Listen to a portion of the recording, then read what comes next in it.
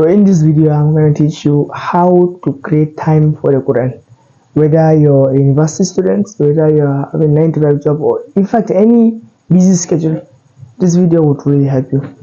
And this is one of the videos whereby thinking about when I was a bit younger, I needed this video so badly. I needed this kind of video so badly that you don't realize how much distracted I was, how much I used to have some, you see some dots on my wall. I'll paste the timetable and then I'll remove it, I'll paste it again, I'll remove it, because every single time I create time for the Quran, people just stop me from reading, or I cannot just push through. I know, okay, for example, now is the time for Quran, but I just don't do that.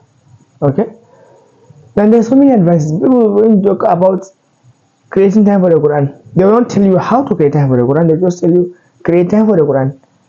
And when you open your mouth and ask them how, they'll be like, you didn't prioritize Quran. Had you been prioritized Quran, you would have done it. Of course not. That's why you need to understand that I have to put myself so I'll be able to understand and I'll be able to teach you everything. Let's go step by step. The first step is to understand which type of person you are. I think there's this word, I forgot. Is it, I think, prototype? Or chronotype, I think. There's this author, you probably heard of him, Dr. Matthew Walker. In his book, there's this book he has which is called Why We Sleep. He's a very, very popular author. When you just search for sleep or good sleep or better sleep, you will most likely see his face. Dr. Matthew Walker, he mentions that there are two kinds of people. There is the early bird and there is the night owl. You need to understand which one you are. Before you say, I'm night owl, you need to understand, sometimes you might be doing it the wrong way. Originally, many people are early birds, but for some reason, there are some people that say that they are night owls, whatever. You need to understand which one you are, okay?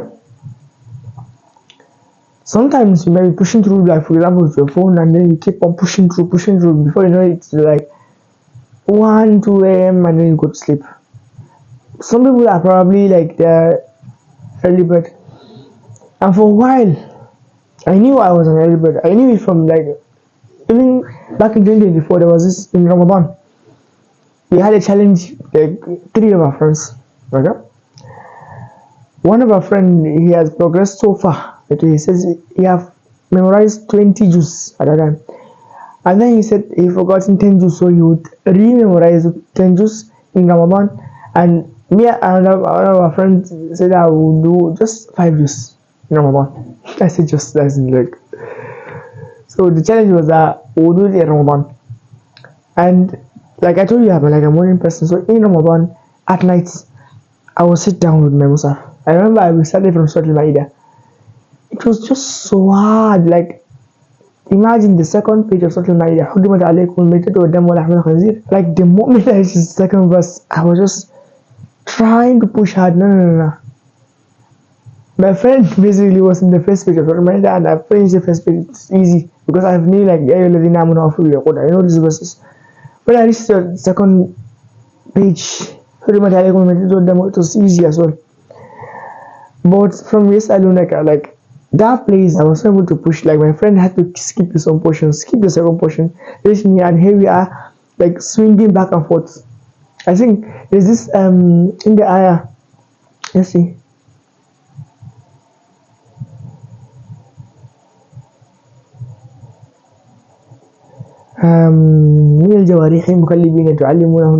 Okay, we were just working back and forth because we were not able to memorize that. And my friend used to say he's a night owl because growing up all the way to age of maybe 17 or 18 years of age, constantly was sleeping 1, 2, 1, 2, 1, 2.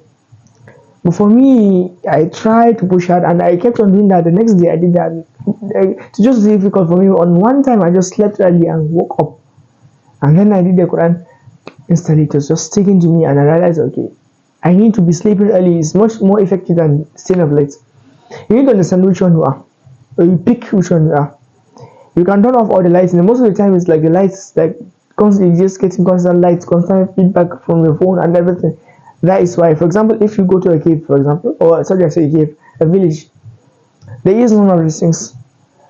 You will see yourself, if you're able to sleep, that means you have been an early person or early bird your whole life.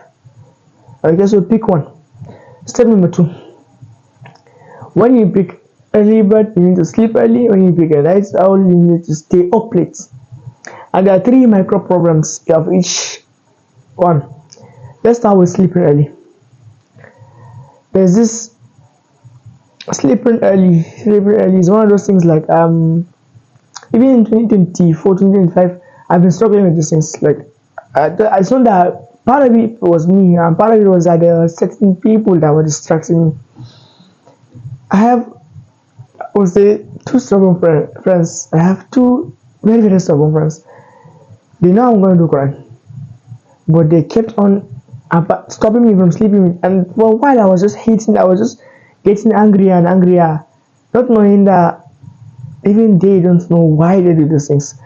You need to understand, people are just insecure that they cannot see you. When you sleep early, it just makes them feel insecure.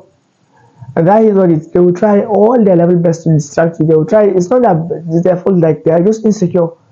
And I'm not going to justify their emotion. It is a very, very bad thing. But you need to understand, getting angry because they distracted you is one of the worst things, because when you're angry, you will not be able to sleep. And when you're not able to sleep, you just say, maybe you just pick up your phone or you take something and eat, and just, it's a very, very mess. It's a very big mess. There are people that distract you, and for the last few days, I've like I told those friends, they know my location. So I tried to just stop coming online by 6. I will help you actually to construct this thing, because cutting off, like being online, like there's this thing called FOMO, fear of missing out, and I will get to that. But I basically stopped coming online. Anyway, between, like, sometimes I do come online around 6, 7, if there's an emergency.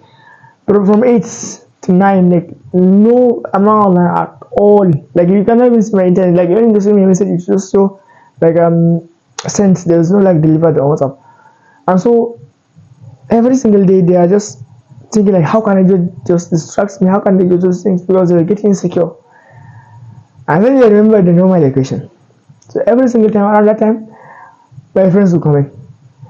It just used to bother me, like, a lot. And then, like, what you need to do in that whole situation is that, first of all, just attend to them. Don't get angry, just attend to them. When they do that the second time, because sometimes, like, there's an emergency that has to arise, so if it's the one in a blue moon, fine, attend to them. But when you see the pattern is starting to be like every single day, that is when you have to speak to them. After you finish attending for them, for example, they don't sleep, just ask them, like, do you know what I was doing? Or do you know what I am doing? Or what I usually do around this time? If they say yes, you ask them, why did you distract me then? Most likely they will be silent, because they don't know that. When they are silent, that's the point to tell them, okay, please don't distract me. I really want to do X and blah, just explain to them. If they distract you again, that is when you have to set a clear boundary to them. Because my friends used to do that, I will tell them, okay, I have this. It's no problem, we support you, whatever. Next day, they are back. So you need to speak to them, like, set a clear boundary. Okay? If you have to just, like, I never type of person that in the past, actually, when you do anything to me, I'm not going to talk about it, I'm not just going to do anything. Okay? But they push me to my own limits that I had to be saying no. I will look at your eyes and say no. That is what my first told me. The second micro problem is dopamine. You might cut off all friends, you might do everything, but this dopamine, like, around that time, have you ever observed the last block of your nights? That's when you bring out your phone and do all this negative distraction and everything. For example, if you usually sleep at 10, around 9 a.m. or the time you are in bed, that's when your bed becomes a trigger for all these distractions. And what you need to do around that thing is that dopamine is very, very strong. Like, it's not us, like, we don't control these things. Like, dopamine, I would say semi control it. It's just that when we engage with pleasurable activities, the brain wants this kind of comfort, it wants that kind of enjoyment. So whenever you are doing nothing, It doesn't like boredom, so it will bring this, it will start pumping out this dopamine, thinking about all these things. The way you do that, if you sleep 10, try to sleep. It's random, just randomly, because your brain is not used to bring up all this distraction around that time. There'll be very less dopamine. That's number one. Number two, you can just give someone your phone. Tell them to hold you accountable. Like, just use your phone. Just give someone your phone. And in the past, like, I was able to wake up for Tahajjud or anything. For some reason, I don't usually hit the alarm, so that is why I don't give them. So I will keep my. I also have one phone, so I don't have any alarm or that, so I have to keep the phone. It's a bit of a mess. But when you sleep early, like, I have never seen one person that was able to sleep the whole night. I've never seen one person.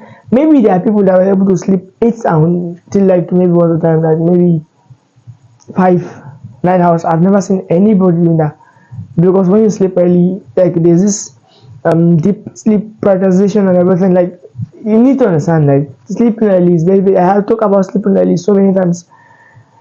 That dopamine, when you give someone, it will reduce that. When you sleep early, it will reduce that. Sometimes you just have to battle certain things. When you keep, for example, TikTok on your phone, when you keep all these things on your phone, subconsciously you cannot just say, okay, I'm gonna use willpower and just stop doing all these things. I don't know. The moment that you are seeing all these things, like, which some people used to hide those things, but for me, like, usually I even delete YouTube from my phone, but I still know where I can find the YouTube, so it's not effective, because I can easily go to Safari. Although the impact is very less. In the past, I used to watch YouTube for 10 hours. Now it's an hour, 2 hours, maybe 3 hours maximum. But I still know where the app is. And side points. The thing about dopamine is that the more you engage in it, the harder it is for you to quit. So when you engage in it tomorrow, again, it will be harder, and the next day will be harder. So, and the inverse is also true. So when you engage with it less, then the impact will be less and less. So sometimes you might find out for like maybe for 14 days you might struggle with this thing like a lot. Sometimes, for example, if you go on like what's it called, dopamine fasting, you stop yourself from dopamine, but within 14 days expect this withdrawal phase. That is when, for example, the best analogy I can give is, for example, if you're, for example, inhaling oxygen, breathe in, breathe out. When, for example, you breathe in 60%, and then you stop, and then you exhale all of it, even below zero, like maybe -20, then inhale about 40% again, inhale out again, go below -40 again. So you start to build this hunger, this air hunger. That is the kind of thing that you build, this dopamine hunger. And then before you know, you keep doing that, you have this okay, to kind of normalize everything. And that's the kind of dopamine hunger you'd have for the about 14 days. For the first 14 days, it can happen. The first day it can happen, the third day, seventh day, whatever. But it can happen for the next 14 days, so be careful with that. And then I talked about FOMO, which is fear of missing out. What I noticed from the struggle I've been through is that when I message someone at night, I am way more likely to message him in the daytime, in the morning especially, because I'm expecting, for example, if it's just like hi, or like if it's a message that doesn't require a reply. For example, you saw maybe a drawing said I mean, you don't, it's not like, I mean, like, what else the person will say? The person will just probably like send a sticker or whatever. But when you ask him, for example, hey, we have this blah blah blah blah blah blah blah blah, and can you give me blah blah blah blah blah, or like just when you ask him a rhetorical question, you're very very likely, and this is my own observation, it happened to me on about 90% of the time. 90, the 10% is just that I did willpower myself to focus on my work and not doing that. Like, try to stop, for example, from 6, I told you from 6, 7, 8, I'm not online. So that really, really helped me. Like right now, you don't understand, it's like, what's the time now? It's like 2 a.m. right now. As you can see, the sun is not even up, and I've not have any like surge dopamine to just use my phone and everything. I'm not even caring about like what I missed out and all these things because I slept early and I wake up early. That is why you need to sleep early. And for staying up late, this can be a little bit easier because, for example, I did both of them actually. Sleeping late or staying up late is, like I said, it's easier because you don't have to battle all these things. But there are still micro problems to that. For example, by the time you touch Quran, you'll be tired. Usually, if you're tired, that means you're not the night owl. Sometimes, for example, you might be sore throughout the day and everything. That is why, and then you have to think anything about I have to stay up till 1 or like just overwhelming. So be careful of that. You might get tired. But for me, I did so many times. For example, in Ramadan, this year, Alhamdulillah, I led Tahajjud, Alhamdulillah, and I've been leading Tahajjud for about the past 2 years now. And so I was telling myself, okay, we're gonna start the Tahajjud by 1 a.m. It's already 10 p.m.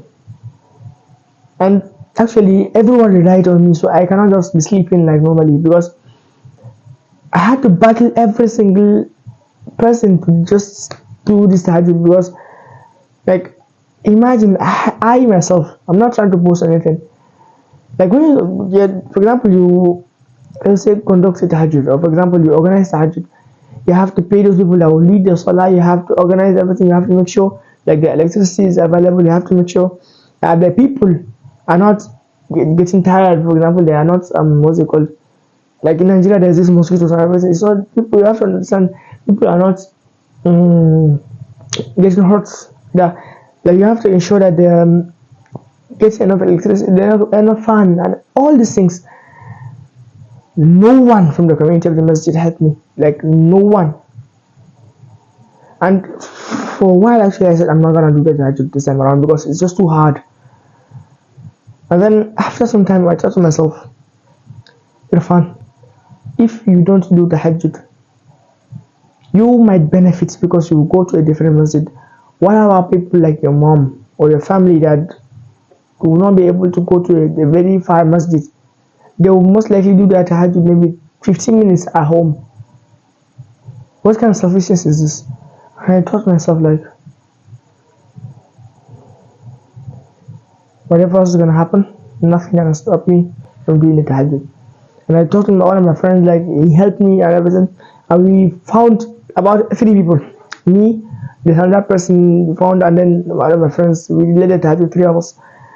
About the electricity, for example. Like around that time, the electricity was not consistent at all. No, we were currently on that. I have to get this generator. I have to speak to my dad. Like I service the generator. I put in the oil. I was just constantly I have to like because the generator is like a very very old gen. So I have to service in the morning. I have to buy all this petrol and put in the units. I have to do all these things. I have to ensure that there's this enough pure water I can give like water to every single person. I have to ensure that the fan is working. And I remember another time there's this fan that, like I told you, nobody supported me at that. There's this you have to be used to the remote, and they won't give me the remote. And I just thought, okay, I have like a standing fan. We tied it around, like it's just so much improvisation. I tied it around. There's this, what's it called? Is it the receiver for the mic? So we tied around that, and then the breeze will be surrounding every single person. And one of my friends volunteered to bring like this round socket, so there are many sockets. People used to charge their phone and everything. All these things, like you have to. I didn't realize that we can do all that this much. And what is the point? Sorry. Oh yeah, fear of missing out. Sorry, I stayed up late. We have to do all these things. I'm telling you, like, so I cannot just be sleeping. Like, I might sleep, and one of my friends would come in. How sometimes, like I told you, when I sleep, I don't hear the alarm. But there were some days that I was so tired, I had to sleep, and we kind of missed some few hours of the Tahajjud, but we caught up and everything. And so I cannot sleep, so the pressure was on me. And I thought to myself, what can I do between those hours? You know, the part of your brain that thinks about these things, the first thought that came to my mind, okay, be online and speak to some people. Like just take the time before that, and I was just speaking to my friends. It was just fun. Like I miss those days. Like I told you, I used to sleep super early, and on the late nights it used to be fun on WhatsApp. Like I just taught myself because I know I am building something. I have a mission.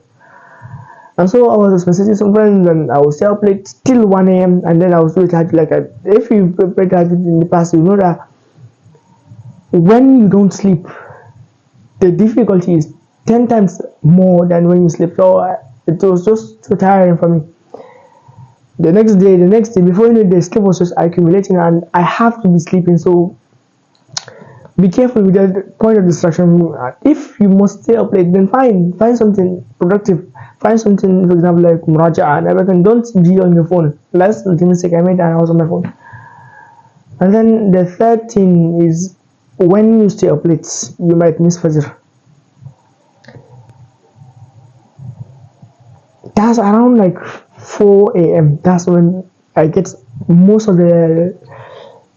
That's when I feel so sleepy. 4:30. That's when so when you stay up late, there was a time in madrasa we were trying to memorize Qur'an and everyone was asleep. But I bought this energy drink. It's called the Infinite Power.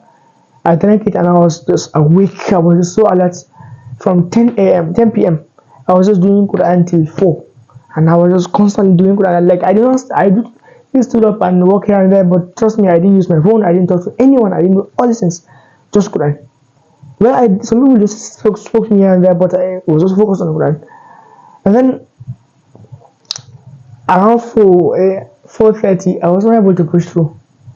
I was just so tired. Like 5 a.m. that's Fajr, but I was not able to push through for 30 minutes.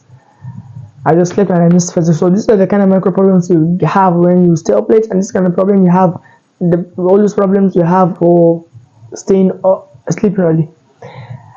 So when you understood the type of person you are, you pick between sleeping early or staying up late. The third thing is you need to make the Quran satisfying.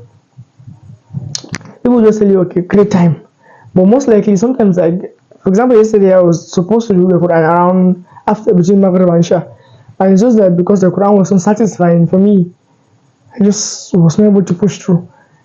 Make the Quran effortless. Even if you don't make it enjoyable, just make it effortless.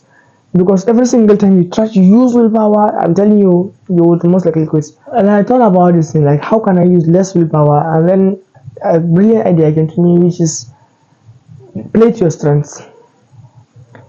There's these two things, for example, there are more than two, but majority is like two of them. There are auditory learners and there are visual learners. Auditory learners are those people that will be able to learn faster when they hear something, like me. And then there's the visual learners, when they see something that they visualize, they take snapshots of it. They don't forget easily. So pick your strength. So for example, like me, I am a visual learner, like I said, and then I'm an auditory learner. I learn faster, like very fast compared to like reading something. So when I hear something, I learn it faster. And so I have like this MP, like card player. So I can just drag it and then do my day. So maybe we'll talk about like the service in the Quran, but try to understand your niyyah. Okay, when you're working, like they bring your mind to what the reciter is saying and try to imitate him recites. Like, for example, just keep, for example, like I told you. So keep doing it together with that person, just keep on doing it. Sometimes, for example, there's this minimum. Try to create your own minimum and then your maximum. Don't create your maximum, actually, just create your minimum. For example, if you're supposed to do circle the Quran every, like that's what they say, you circle the Quran every 6 days, every 10 days maximum or minimum, and then the maximum is like 3 years, right? You most likely you're probably not a hafiz, because a hafiz will most likely create a time for the Quran. But if you are, and then 10 days, that would be 3 juz. 3 juz, try to make it effortless, and also if you can recite. But the problem with reciting the reciter is the speed. You might not cover many portions, but like when you say it's much faster, so just take your own pill. Okay, if you can do the visual, but it's not that I cannot do the visual at all. I can, but it's just that my strength is on the auditory. So play to your strength. When you do all these things, and that is when you're supposed to, you're supposed to schedule time for the Quran. Schedule it either in the morning. Like for me, if I'm an early person, morning. I highly recommend morning, because when you skip in the morning, it's very hard to be in the night time. And when is you're a night owl, try to schedule it in any time. Oh, what a good video. I would like to end the video now. Usually I end with the humble quotes. Too much attention makes a donkey. Thank you so much. Assalamu alaikum wa rahmatullahi wa barakatuh.